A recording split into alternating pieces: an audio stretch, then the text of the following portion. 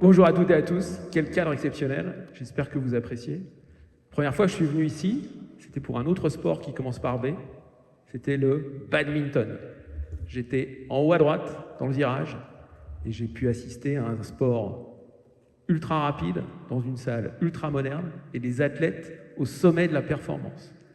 J'ai eu la chance d'assister à 88 coups entre le champion du monde thaïlandais et son adversaire japonais.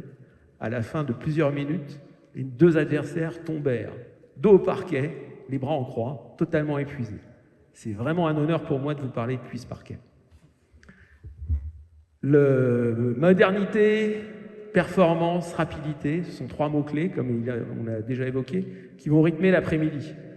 Le digital est au cœur de tous les business models modernes, et si vous travaillez dans le digital, vous savez que l'environnement est rapide et totalement soumis au monitoring permanent de la performance.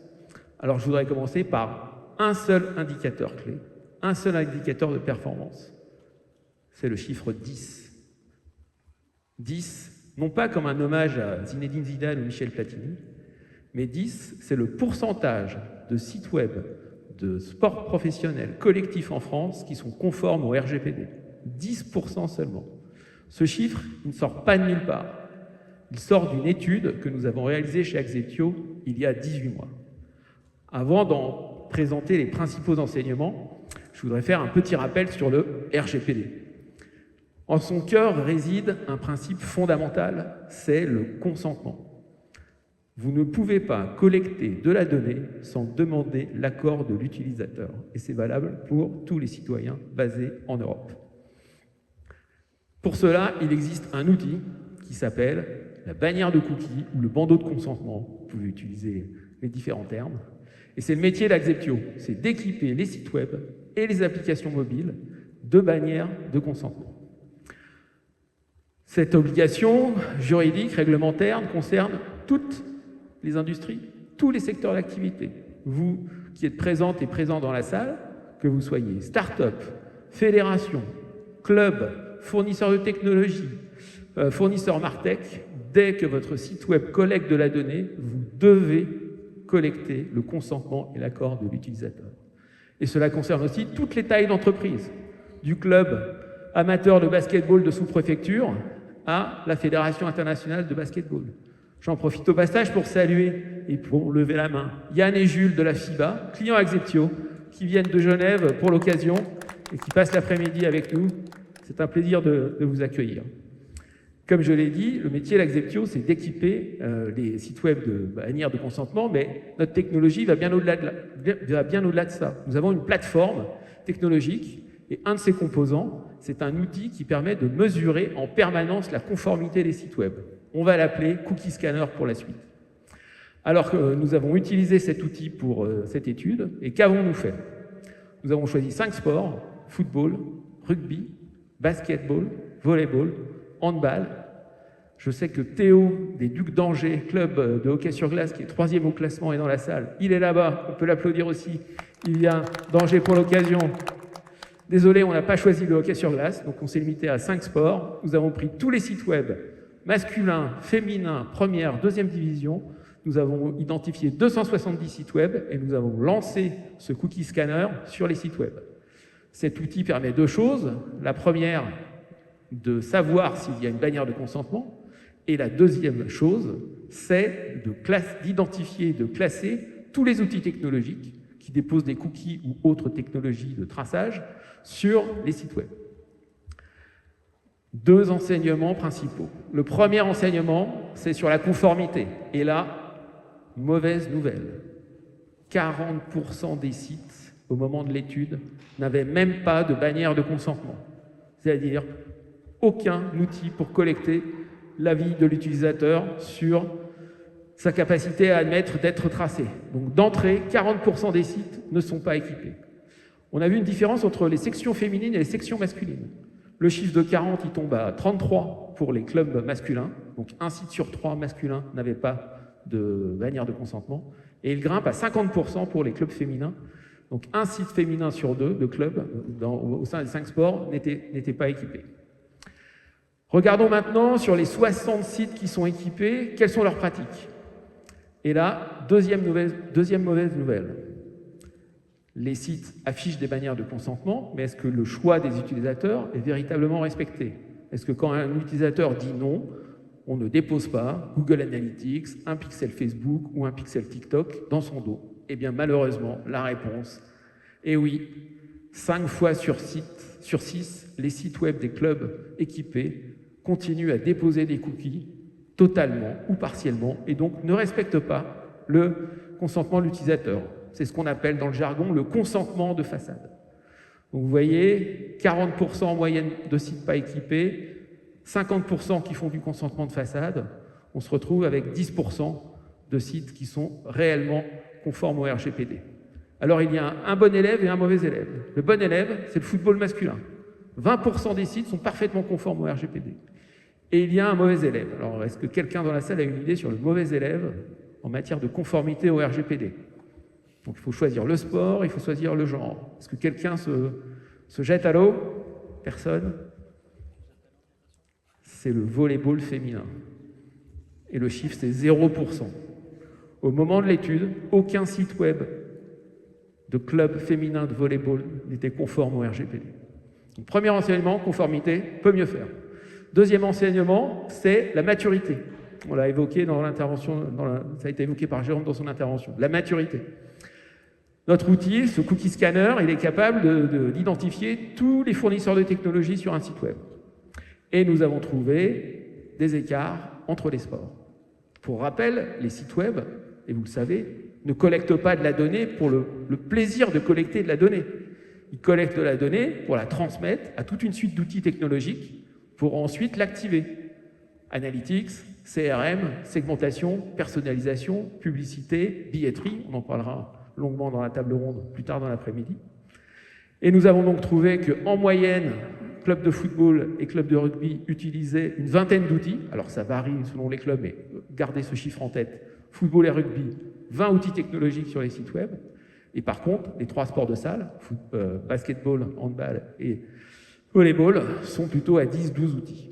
Cela peut indiquer 2 facteurs évidents. Le premier, évidemment, ça a été évoqué par Jérôme, football et rugby n'ont pas du tout les mêmes moyens budgétaires et financiers que les clubs de salle, et ça ancre aussi un problème qui est que le digital au sein des clubs de salle n'est peut-être pas forcément aussi important dans la vie de tous les jours et dans la vie du business que pour les clubs de football et de rugby.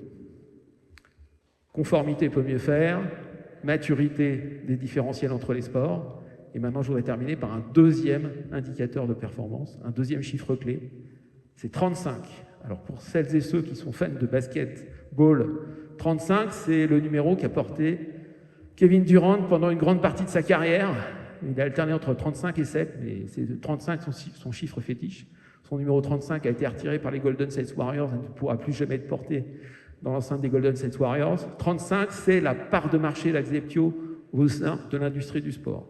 Quand vous prenez des sites équipés de bandeaux de consentement, de bannières de cookies, 1 fois sur 3, 35% sont utilisés par Axeptio. Nous sommes leaders. Et pourquoi nous sommes leaders? Parce que nous sommes le seul acteur qui transforme cette contrainte juridique et réglementaire en une expérience marketing mémorable, car nous sommes le seul acteur qui permet aux marques sportives de bien accueillir sur leur écosystème digital leurs visiteurs, leurs fans et supporters, leurs clients et leurs partenaires. C'est cette vision que va vous partager Romain dans quelques instants. Je vous remercie. Un petit mot sur la vision qui nous a amenés à nous rencontrer ici.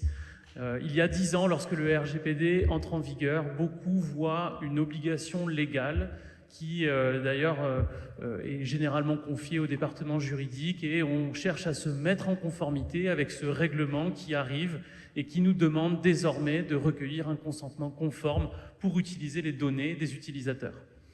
Alors que cette teinte légale infuse dans toute l'industrie qui parle de trust, parle de privacy, etc., nous, on l'entrevoit sous l'angle du marketing et du branding. Et ça a plus de 10 ans. Cette vision de se dire, L'expérience de recueil de consentement, c'est un point de contact clé dans le parcours client, dans le parcours utilisateur, et c'est cette vision-là qu'on a voulu développer avec Acceptio.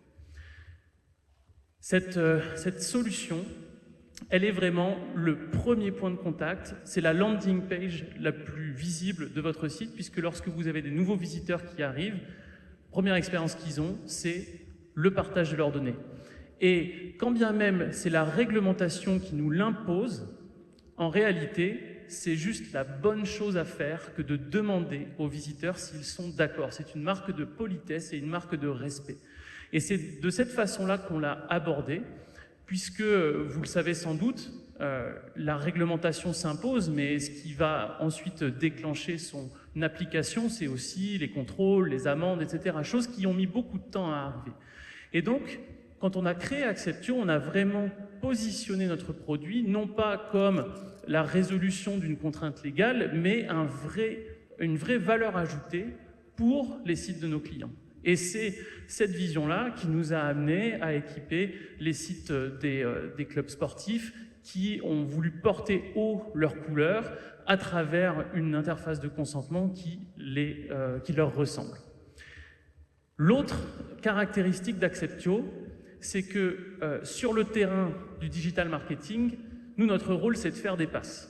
C'est-à-dire qu'on attrape la preuve de consentement et ensuite, on va la partager à tous les acteurs qui créent de la valeur sur cette chaîne publicitaire, marketing, expérientielle. Notre rôle, c'est de faire travailler ensemble des sociétés avec une sécurité juridique et légale. On a collecté le consentement de la bonne manière, on a mis l'utilisateur dans les meilleures conditions pour qu'à la fin de son parcours, il convertisse. Et c'est vraiment ça notre vision. On ne s'arrête pas simplement au taux d'opt-in, comme beaucoup l'ont fait, en se gargarisant d'avoir 95% de taux de consentement. Ça n'a jamais été notre but, puisque le taux de consentement, c'est une étape intermédiaire dans un parcours dont la finalité est tout autre. La finalité, ça peut être par exemple le fait de commander un billet sur le site du Paris Basketball. Mais si entre-temps, on m'a présenté une bannière de consentement qui m'a agacé, qui m'a mis dans des mauvaises dispositions, en fait, je vais peut-être tout simplement quitter le site avant d'arriver à cette étape clé du parcours.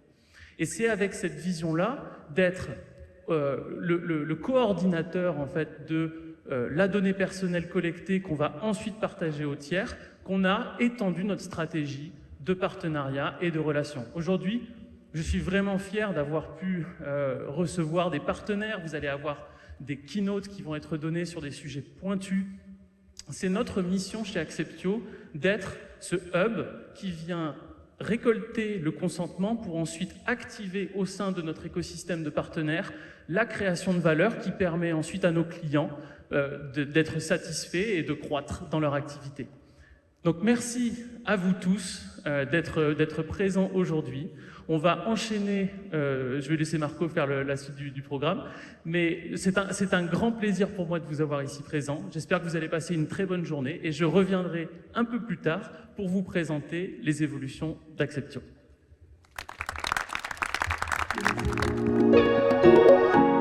Acceptio.